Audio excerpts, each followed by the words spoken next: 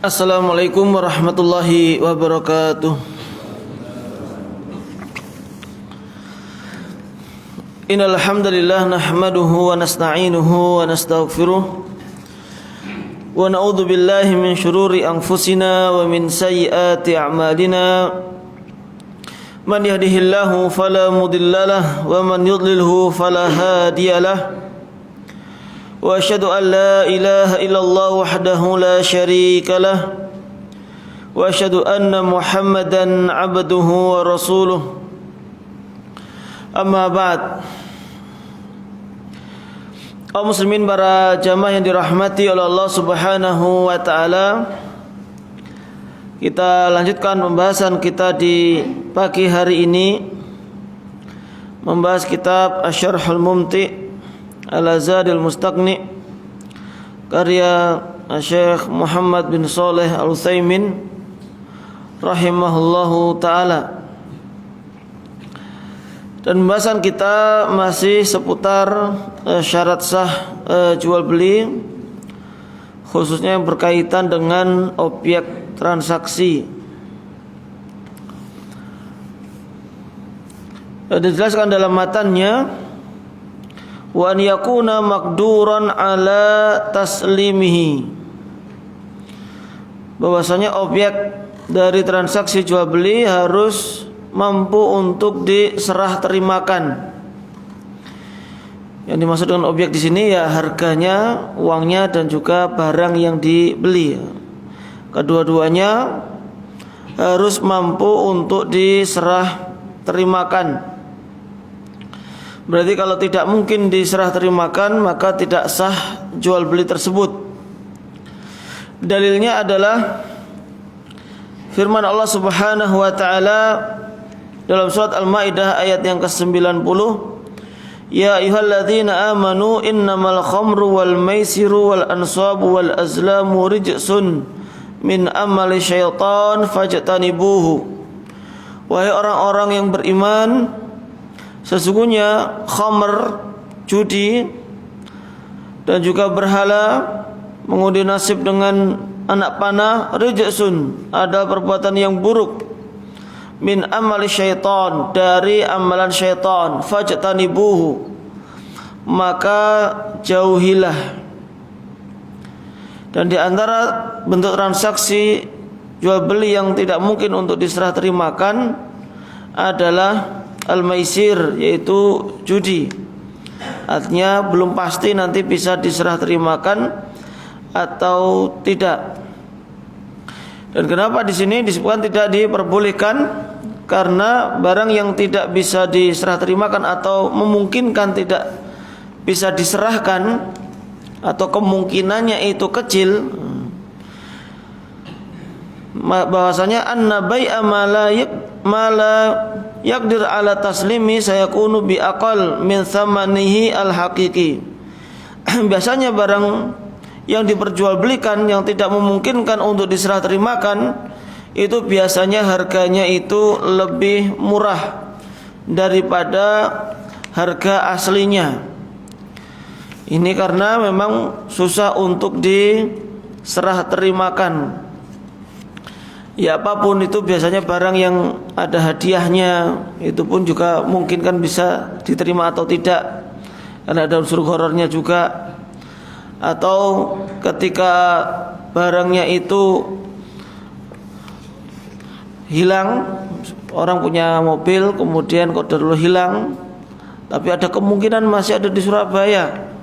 Ketika dijual, ini kalau mau beli silakan, nanti diurus sendiri, ada kemungkinan dapat, maka biasanya itu akan dijual dengan harga yang lebih murah daripada harga aslinya. Sehingga di sini pembelinya akan berada pada dua kemungkinan, imma ghanim imma gharim. Bisa jadi untung, ya, karena membeli barang tadi yang jauh lebih murah, kalau bisa mendapatkannya, ya bisa jadi buntung, berarti tidak mendapatkannya, sudah membayar uang akan tapi tidak bisa memperoleh barang yang diinginkannya tadi.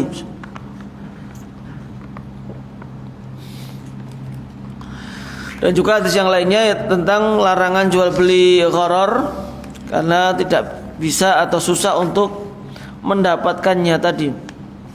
Fala yasihu bai'u abikin wa syaridin, maka tidak sah jual beli abik dan syarid. Abik adalah al-abdul harib min sayyidihi, seorang budak yang kabur dari tuannya. Wa syarid adalah unta yang juga kabur dari pemiliknya. Jadi kalau budak itu asalnya boleh diperjualbelikan, ya meskipun Islam sangat menganjurkan untuk memerdekakan budak, untuk tidak memiliki budak. Namun kalaupun budak itu memang ada, maka boleh diperjualbelikan. Lalu apabila budak tadi itu kabur, ya namanya budak apalagi masa lalu, misalkan ya kaburnya itu mungkin gak jauh-jauh atau belum bisa jauh, lalu kemudian pemiliknya atau tuannya menjual budak tadi. Ini saya jual budak saya yang barusan kabur gak pulang-pulang, kabarnya ada di daerah ini misalkan, maka saya jual dengan harga yang lebih murah. Nah, ini juga tidak diperbolehkan. Wasyaridin, begitu pula dengan hewan yang kabur. Punya sapi tapi kabur, bukan dicuri ya, artinya memang mungkin masih kabur, masih kemungkinan itu di kebun atau di sawah, maka itu dijual. Atau ya mungkin tadi ada yang nyuri juga, tapi ada kemungkinan masih hidup, maka dijual. Maka ini juga tidak diperbolehkan, karena itu tidak memungkinkan untuk diserah terimakan, atau kemungkinannya pun kecil kalaupun ada. Wa tairin fi hawain, dan juga burung yang ada di udara, baru kabur dari sarangnya, terbang, itu ada di pohon, silahkan dibeli. Ya meskipun ada kemungkinan misalkan ini burung ini ya memang sangkatnya itu pintunya itu biasa saya buka, kalau keluar biasanya malam-malam itu pulang sendiri misalkan. Ini khilaf para ulama, kalau memang burung ini kebiasaannya bisa pulang sendiri, kan ada yang biasanya pulang sendiri, apakah itu diperbolehkan atau tidak? Kalaupun yang berpendapat diperbolehkan, itu masih ada khiyarnya, artinya kalaupun transaksi jual beli ini biasanya pulang setelah dibeli ternyata nggak pulang, malah kabur, maka bagi pembeli itu ada hak khiyar, boleh membatalkan transaksi jual belinya tadi. Wasamakin fima, dan ikan di dalam air. Jual beli ikan di dalam air itu ada dua macam secara umum, yaitu ikan yang memang bisa dilihat dan tidak bisa dilihat. Artinya di dalam air, ini di sungai, di laut, ini saya jual misalkan, maka ini tidak boleh. Atau misalkan di tambak atau bahkan di kolam, tapi karena airnya itu sudah keruh karena pakannya atau karena kotorannya sehingga keruh, nggak kelihatan ikannya itu berapa, atau kecil-kecil atau gede-gede. Atau mungkin kadang ketika lele misalkan dikasih makan langsung ngumpul jadi satu, tapi pastinya berapa itu nggak jelas. Lalu tiba-tiba ini saya jual seluruh ikannya ini, harganya sekian. Karena tadi nggak bisa dilihat, nggak bisa diprediksi secara pasti atau mendekati pasti, nggak bisa, susah. Maka itu tidak diperbolehkan. Tapi kalau memang ikannya itu jelas di kolam tapi kecil atau bening, dan ikannya itu bisa kelihatan, oh ini ikannya ada 5 misalkan, ada yang kecil ada yang gede, atau ini ikan koi, itu jelas di air, di akuarium. Nah, kalau itu bisa dilihat dengan jelas dan kemungkinannya ada salah dalam memprediksi itu sangat kecil, maka itu diperbolehkan. Tapi juga kalau misalkan beli ikannya itu mancing ya, pokoknya ini mancing beli ikan harganya sekian, 100.000, dapatkan ikan sebanyak-banyaknya tapi dengan cara mancing. Maka kalau memang itu membayarnya itu nggak masuk akal, artinya 100.000. Ini 100.000 kalau dikatakan biaya masuk pemancingan itu ya kebesaran, tapi dia membayar 100.000 itu karena ada peluang untuk bisa mendapatkan ikan apa saja dengan cara mancing tadi, maka itu juga sama saja tidak diperbolehkan, karena kemungkinan untuk bisa diserah terimakan itu berbeda atau sangat sedikit. Beda kalau misalkan ini ada tempat wisata, di antaranya pemancingan, yang bayarnya ya normal tempat wisata 15.000, 20.000. Lalu kemudian nanti berkesempatan untuk mancing. Jadi kesempatan untuk mancingnya saja. Kalaupun sudah mancing, ikannya itu boleh dibawa pulang setelah ditimbang. Tetap harus dibeli dulu. Dibeli lagi untuk ikannya tadi, dan biasanya malah lebih mahal karena masuknya tadi dan biaya yang lainnya. Justru per kilonya itu mahal daripada kita beli di pasar ikan.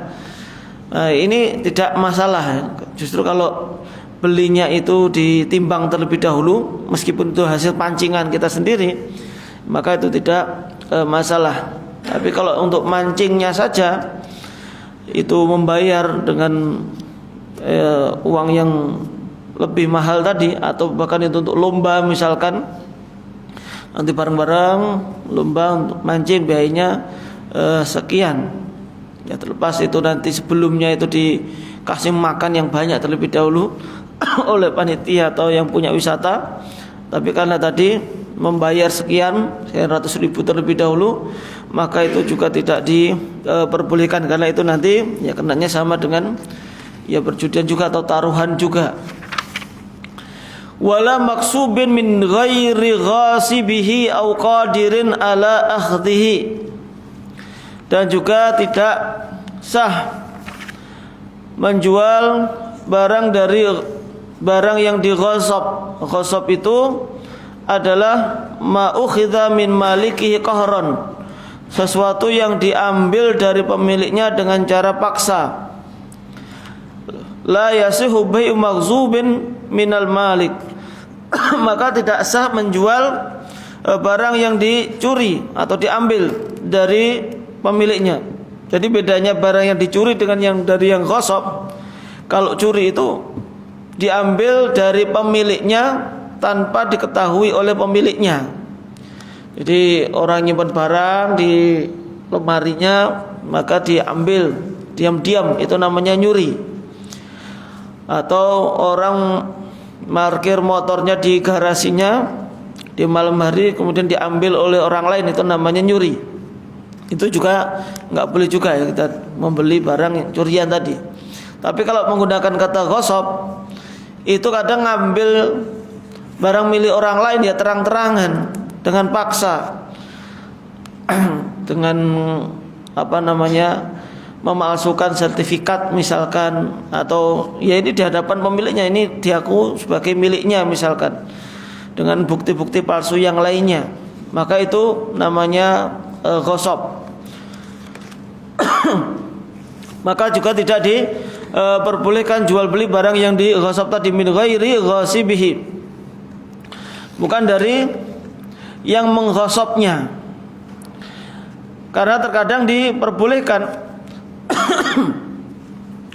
menjual kepada orang yang mengghasabnya. Bagaimana maksudnya ini? Kalau misalkan sudah barang saya dighasab oleh orang lain, orang lain itu ya nggak akan mengembalikannya karena senang barangnya dan lain sebagainya, sehingga pemilik barang asli berkata kepada orang yang menggosopnya tadi, ya sudahlah, itu barang kamu beli saja, daripada ngurus lapor polisi kadang juga kelamaan, maka sudah kamu beli saja. Maka kalau seperti ini diperbolehkan, sampai akhirnya yang menggosok tadi itu mau membelinya. Tapi kalau jual belinya tadi itu paksaan dari orang yang ghasab, ini barangnya sudah saya ambil, ya sudah kamu jual saja kepada saya, ini saya bayar sekian. Sehingga yang memiliki tadi, pemilik aslinya, daripada sebenarnya nggak pengen jual, akan tapi daripada barangnya nggak balik, ya sudah dia mau beli nggak apa-apa.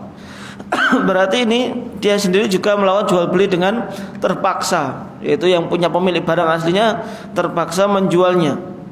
Bagi pembelinya atau yang mengghasab tadi tentu dia akan berdosa, meskipun dia mungkin akan bayar yang lebih besar daripada harga normalnya. Meskipun kalau sudah dighasab ya bayarnya biasanya lebih sedikit ya.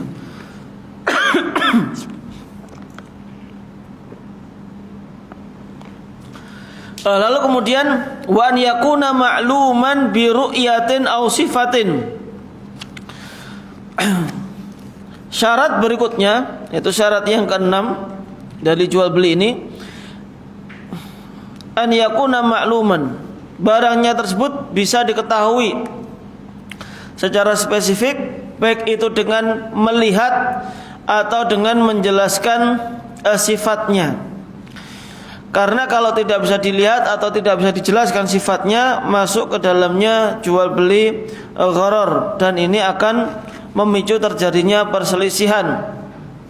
Orang hanya menyebutkan, ini saya jual mobil di rumah harganya 100 juta second, mereknya tidak disebutkan, kondisinya bagaimana tidak bisa dilihat, pokoknya saya jual sekarang kalau mau, ini kesempatan, biasanya ini harganya 200 juta. Nah, meskipun dikatakan seperti itu, kalau tidak bisa dilihat secara spesifik atau tidak dijelaskan speknya bagaimana, kelebihannya apa, kekurangannya di mana, maka itu juga tidak diperbolehkan. Meskipun di dalam matanya dikatakan wa an yakuna ma'luman bi ru'yatin aw sifatin, sesuatu tadi yang diperjualbelikan harus diketahui dengan cara dilihat atau jelaskan sifatnya. Namun juga ada cara yang lainnya, entah itu dengan mendengarnya, kalau memang itu barangnya itu memiliki nilainya itu karena suaranya, atau karena dicium baunya, ataupun harus dirasakan, kadang harus dipegang terlebih dahulu.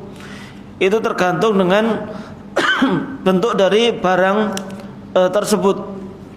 Intinya dalam jual beli itu pembeli harus mengetahui sifat dari barang tadi dengan berbagai macam caranya tadi untuk bisa mengetahuinya. Kapan seorang dikatakan harus bisa melihat barang yang akan dijual belikan tadi?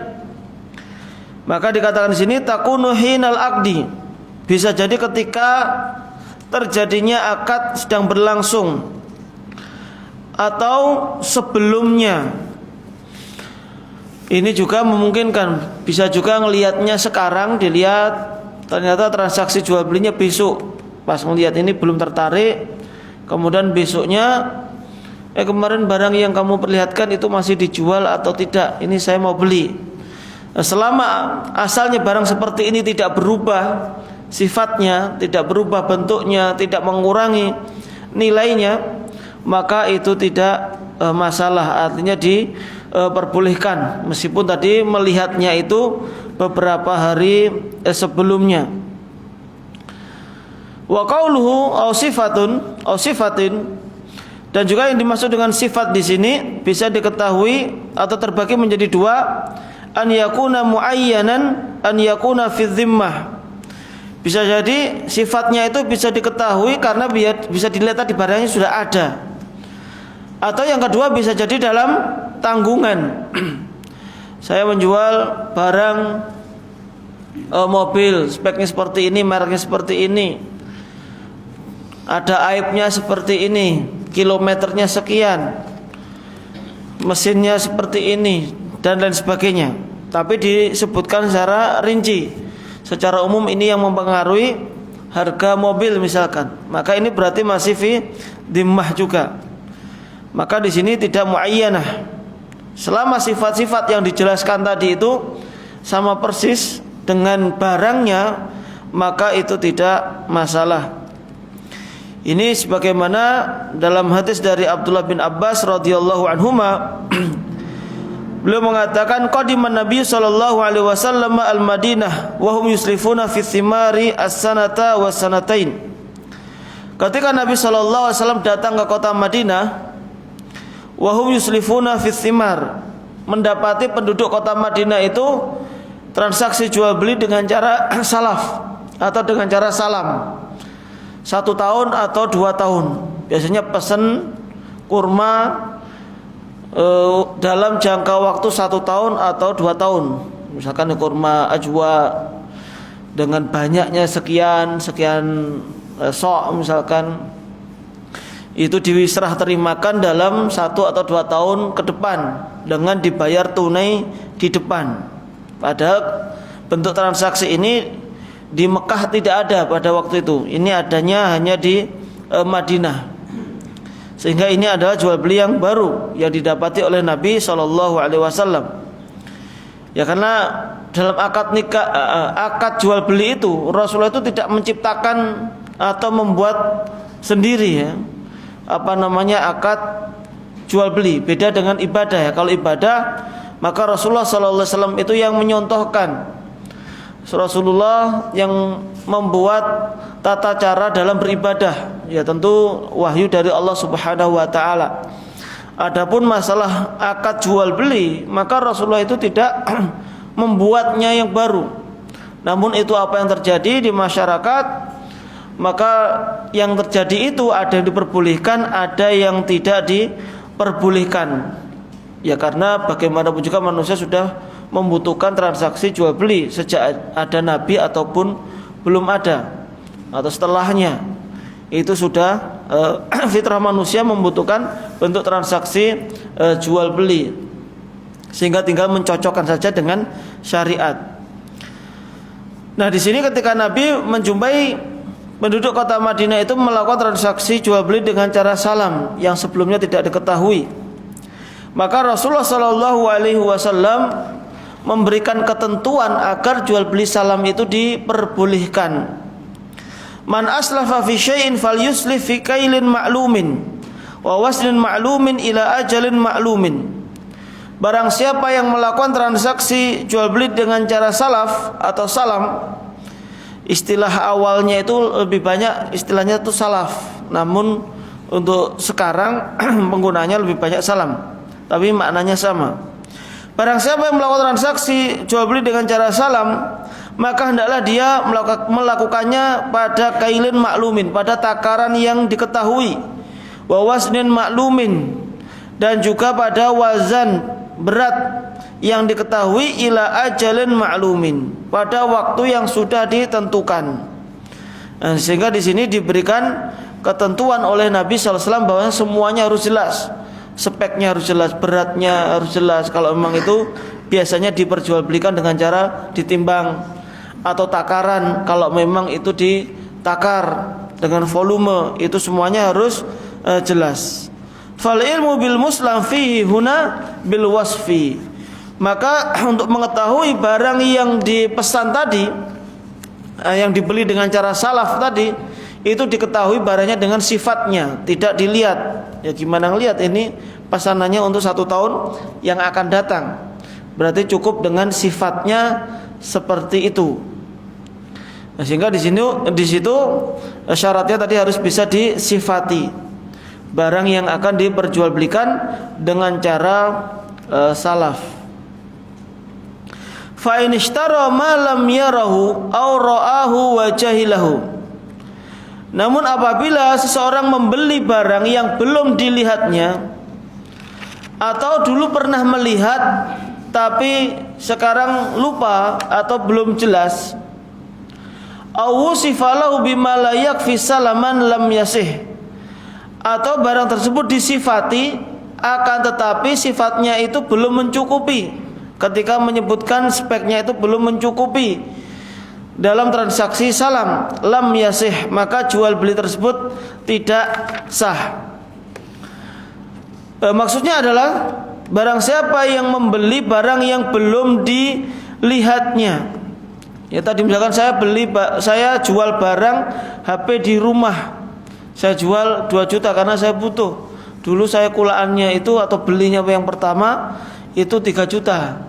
Sudah saya pakai 1 bulan, saya jual 2 juta saja.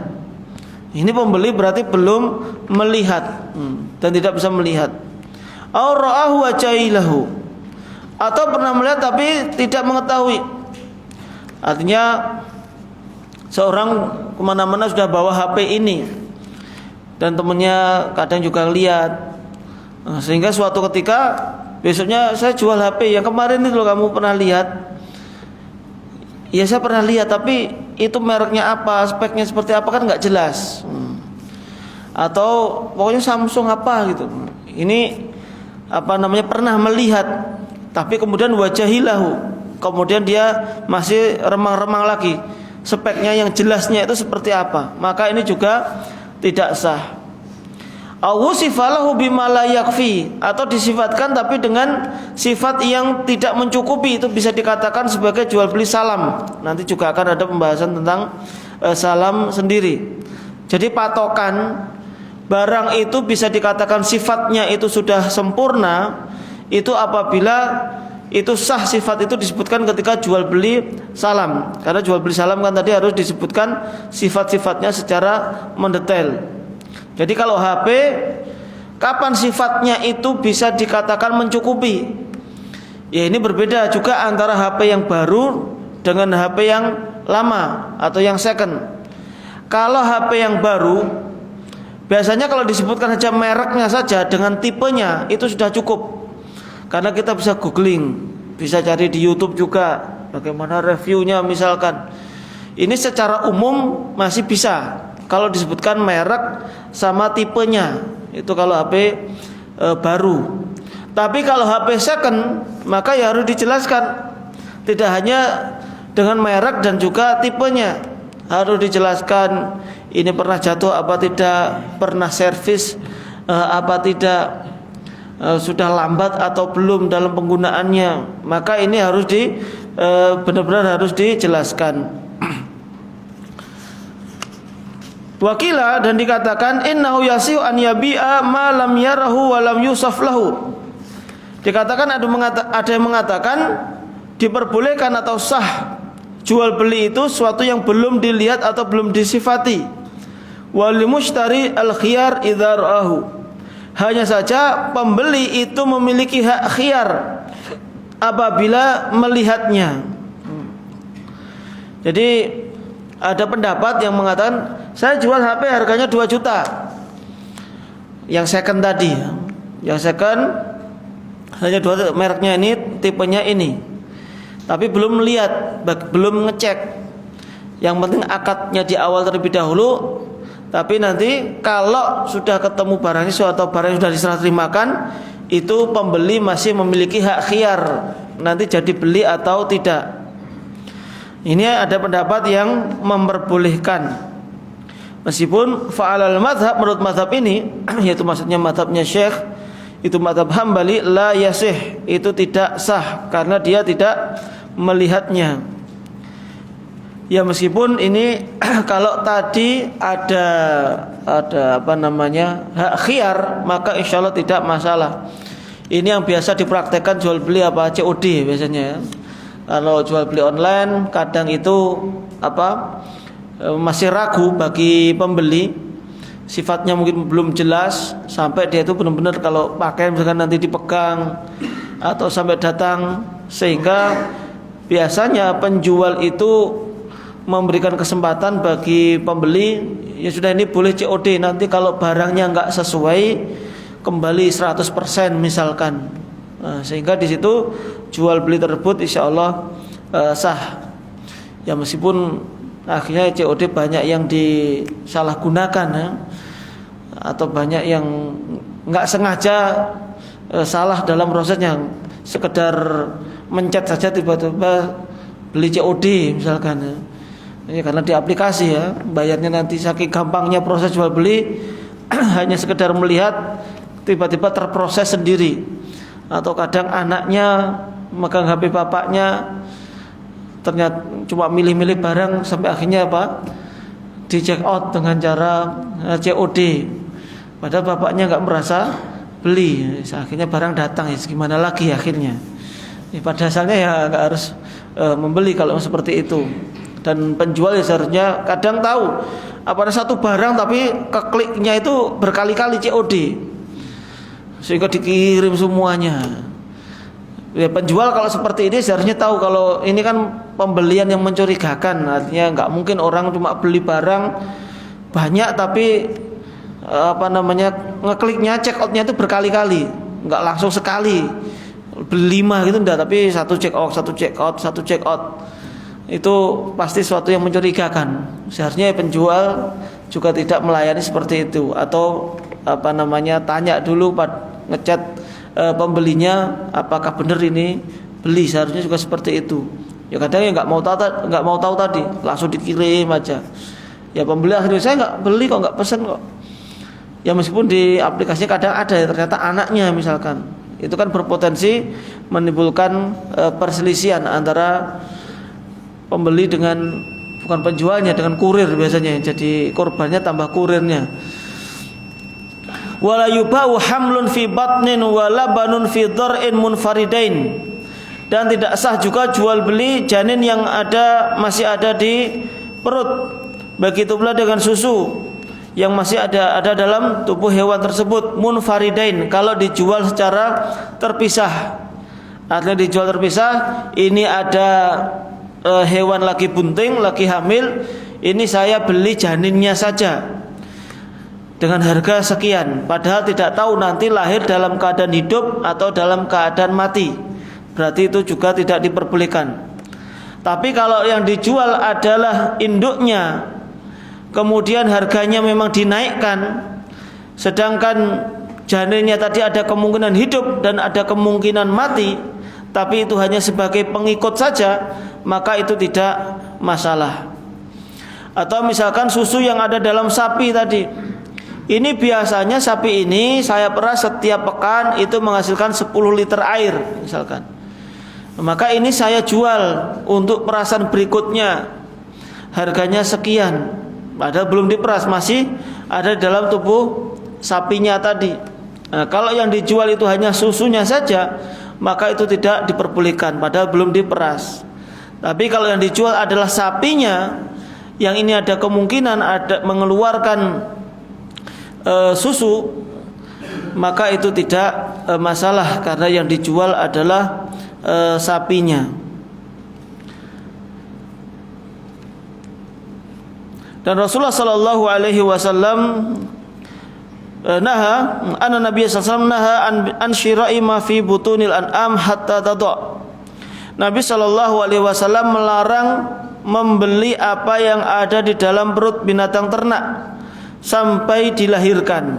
Jadi tadi boleh dijual atau dibeli kalau janinnya tadi sudah benar-benar keluar atau sudah dilahirkan. Nanti dilihat apakah dalam keadaan hidup atau dalam keadaan mati.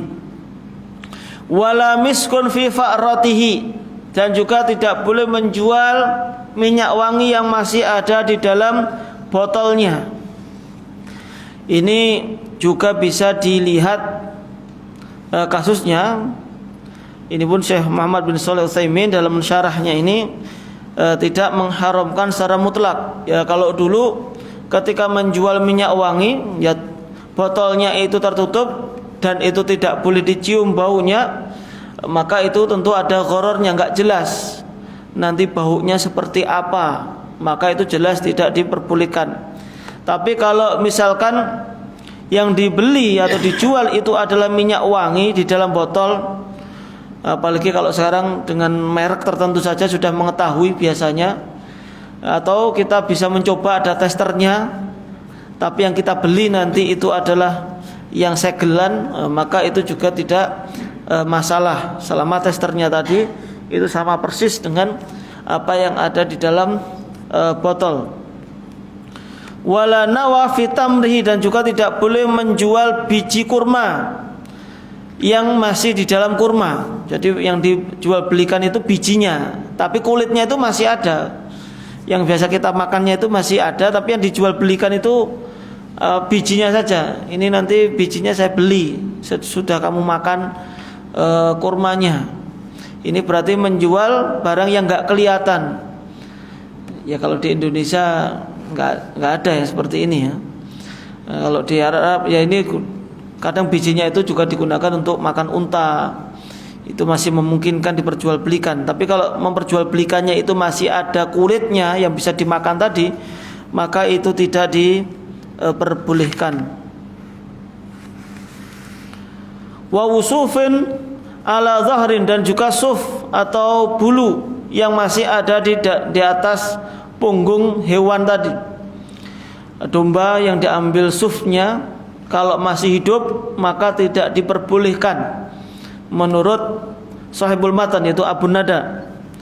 Namun dijelaskan oleh Syekh Utsaimin itu diperbolehkan menjual suf, diambil bulunya, ya domba itu yang diambil bulunya, meskipun itu masih dalam keadaan hidup, selama tidak memberikan madarat bagi hewan tersebut. Kalau diambil bulunya itu diperbolehkan, dan itu pendapat yang lebih tepat.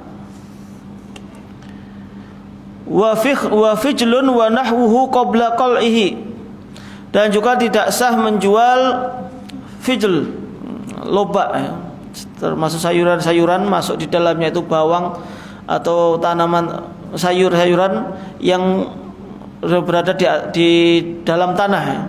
Tidak boleh diperjualbelikan sebelum dicabut, sebelum bisa dilihat barangnya itu seperti apa. Kalau tidak diketahui maka tidak boleh diperjualbelikan. Tapi kalau sudah diangkat, sudah bisa diketahui besarnya seberapa, maka itu diperbolehkan.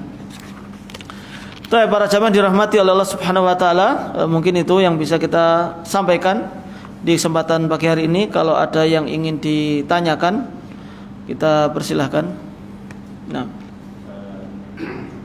jual beli yang wujudnya diketahui tetapi nilainya dan jenisnya spesifik itu tidak diketahui. Tapi ini tuh lumrah dan dari produsen asalnya itu memang seperti itu. Contohnya baju bekas impor itu kan dari sana karungan. Itu biasanya belinya kan 10 karung tapi jumlahnya kan tidak diketahui bajunya itu seperti apa, bagus atau tidak, terus seperti itu. Nah, jual beli barang yang menurut adat yang menjual belikan sebenarnya diketahui, tapi secara spesifik itu tidak.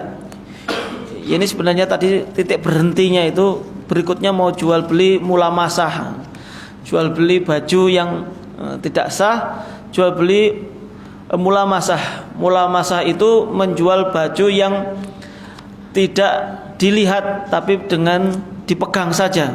Pokoknya enggak melihat ini banyak baju, kemudian mana yang dipegang itu yang dibeli. Tapi tadi akadnya pembayarannya itu di depan. Begitu pula dengan munabadzah. Munabadzah itu jual beli baju juga. Pokoknya saya jual beli, nanti yang diberikan itu yang dilempar, yang diberikan oleh penjual.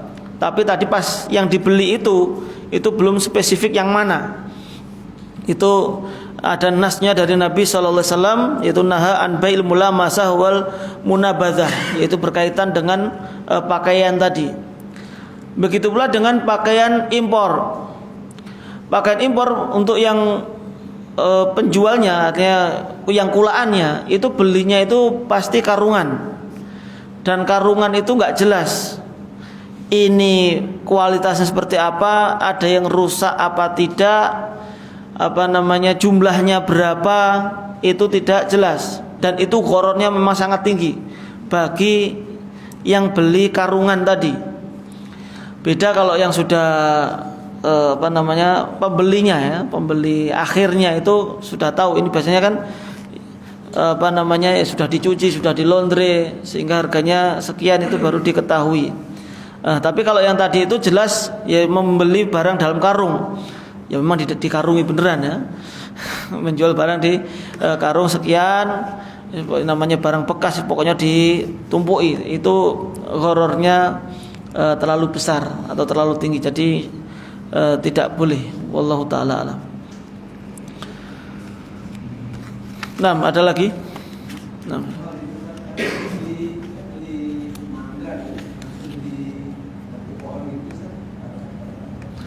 Nah, untuk jual beli atau ini disebut dengan ijon ya. Nah, Rasulullah sallallahu alaihi wasallam an bai' thimar hatta yabdu salahuhu. Rasulullah sallallahu alaihi wasallam melarang jual beli buah-buahan sampai nampak kematangannya atau mau kemampuh. Jadi ketika di pohon ini masih hijau ya. Jadi kalau itu masih hijau, makanya kita sebut dengan jual beli ijon. Kalau memang masih hijau dan kemungkinan matangnya atau siap dipanennya itu masih 2 minggu lagi atau 1 bulan lagi, dan ketika akad sekarang nanti panennya nanti, maka itu tidak boleh. Tapi kalau itu sudah nampak kemampuh atau sudah layak untuk dipanen dan memang jualnya itu seperti ini, artinya sudah hampir matang, itu biasanya dipanen kemudian dijual. Kalau itu bisa dilihat dan ketika saya beli hari itu juga saya panen, maka itu tidak masalah. Jadi tergantung dengan waktunya tadi. Kalau waktunya terlalu lama, dan kenapa itu tidak diperbolehkan? Karena kemungkinan lama itu kemungkinan nanti itu kena hama, kena musibah, gagal panen itu besar. Makanya itu gorornya besar. Tapi kalau bisa dilihat dan pedagang itu sudah bisa memperkirakan, oh ini itu satu pohon biasanya 5 kuintal misalkan. Dengan sekedar melihat itu kan punya pengalaman dan itu langsung dipanen, maka tidak masalah. Karena gorornya ya ada tapi kecil, karena bisa dilihat barangnya tadi. Nah, wallahu taala alam. Apa?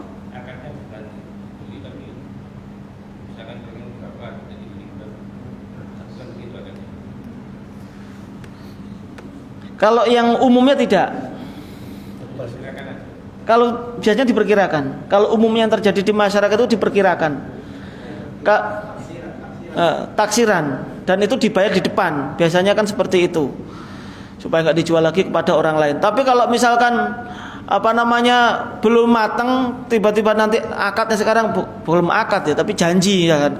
Nanti kalau sudah matang 1 bulan lagi, kemudian saya panen, saya belinya per kilo. Ini hanya sebatas janji juga. Karena sebatas janji itu nanti kalau pembeli tiba-tiba mengcancel ya tidak masalah.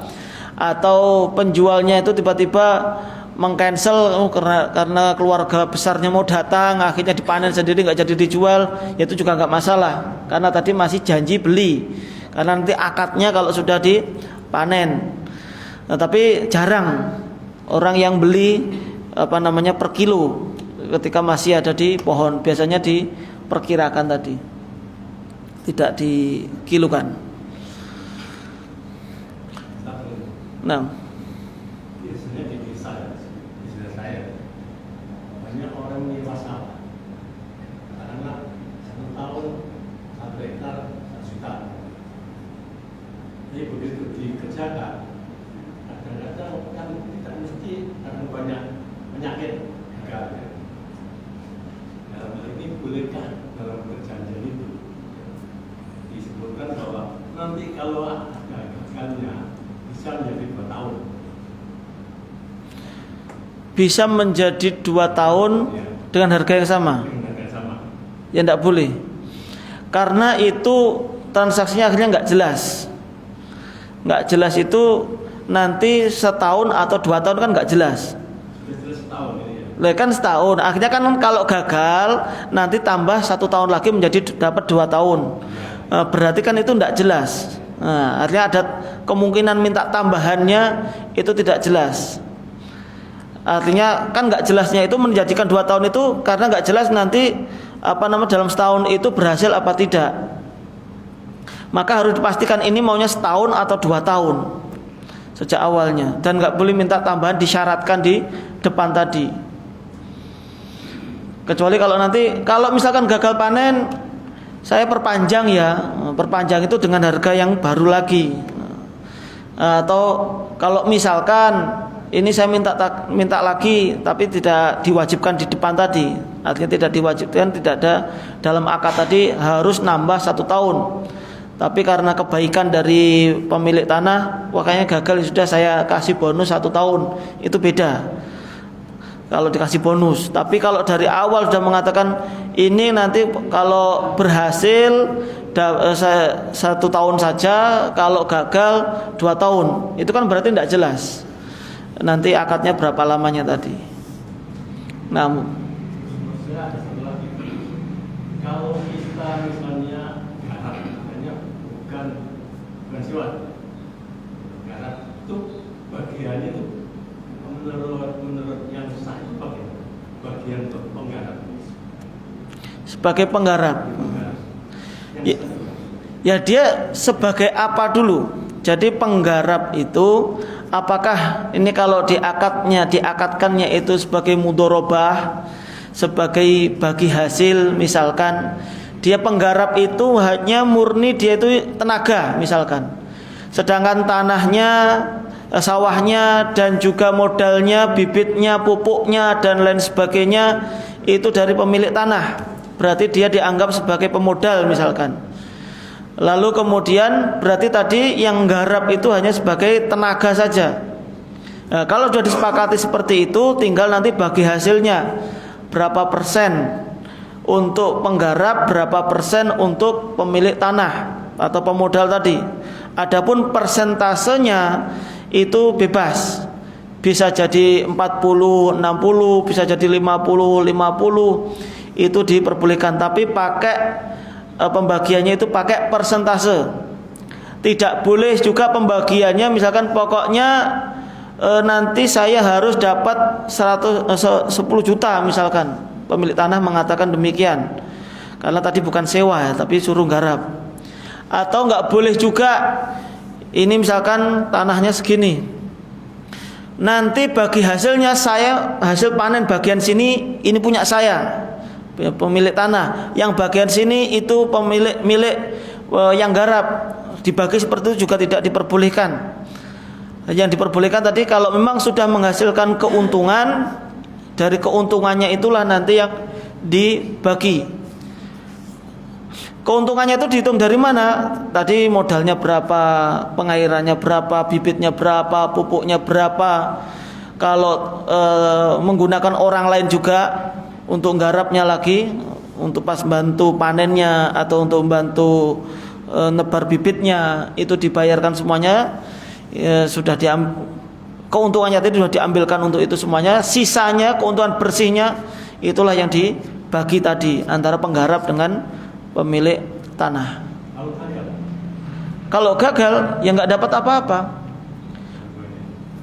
Nggak apa namanya, penggarapnya itu nggak dapat apa-apa, pemodalnya tadi juga nggak dapatkan apa-apa, modalnya hilang, modalnya pemilik tanah dan yang dibelikan untuk bibit tadi hilang, dan penggarapnya dia hilang apa, tenaganya, sudah rugi tenaga, sama-sama rugi.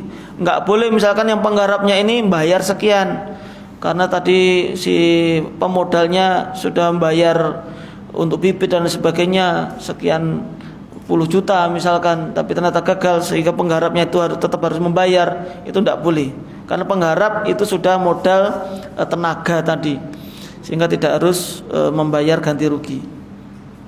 Itu kalau gagal. Nah, iya. Saya pernah di dalam peternakan. Ya. Di kampung saya itu ada semacam ada yang perawat dan ada pemodal. Jadi misalnya sekarang tahun ini saya beli kambing jantan ada 5. Begitu setahun pas hari raya dijual, hari raya dijual, yang satu itu bagiannya ke yang ini, yang perawat ini, yang 4 itu bagiannya pemodal. Ini boleh kan? Nah itu kan sama, misalkan istilah bukan pemodal ya, apa? Ini saya punya sapi atau kambing, misalkan 5, atau kadang itu Ya kecil, biasanya kecil. Nanti dirawat, upahnya kalau memang itu upahnya itu adalah salah satunya. Itu kalau dikatakan upah itu tidak masalah. Karena itu upah untuk merawat kambing-kambing tadi. Itu kalau bisa pun juga sudah ditentukan ini untuk upah selama 1 tahun ke depan. Kalau itu kan jelas kambingnya suruh milih misalkan sebagai upah, itu tidak masalah insyaallah. Nah, beda kalau kadang itu ini kambing tolong dirawat, nanti kalau melahirkan upahnya itu kan biasanya ada seperti itu, atau sapi biasanya. Jadi sapi ini tolong dirawat, nanti kalau ini hamil dan punya anak, nah ini sebagai upahnya. Nah, kalau itu nggak jelas. Kenapa nggak jelas? Karena kan belum tentu hamil. Kalaupun hamil belum tentu lahir dengan selamat. Nah, itu yang dijadikan upah tadi itu nggak jelas. Dan kebanyakan memang seperti itu yang saya tahu. Nanti anaknya itu yang dikasihkan. Ya kalau nggak punya anak ternyata itu akhirnya nggak dikasih upah, suruh rawat terus sampai hamil lagi, sampai punya anak lagi, akhirnya nggak jelas waktunya. Nah, wallahu taala alam, itu yang dapat kita sampaikan di kesempatan pagi hari ini, semoga bermanfaat. Subhanakallahumma hamdik asyhadu an la ilaha illa anta astaghfiruka wa atubu ilaik. Assalamualaikum warahmatullahi wabarakatuh.